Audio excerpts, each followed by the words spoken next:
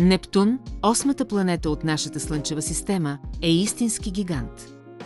Знаете ли, че той е открит през 1846 година, благодарение на математически изчисления? Неговата атмосфера е съставена основно от водород и хелий, но уникалният му син цвят идва от метана, който абсорбира червената светлина. Нептун е известен и със своите мощни ветрове, които достигат до 2100 км в час, най-бързите в цялата система. Интересно е, че Нептун има 14 известни спътника, като най-големият от тях, Тритон, е единствената голяма луна, която орбитира в обратна посока. Температурите на Нептун са изключително ниски, достигащи до минус 214 градуса по Целзий.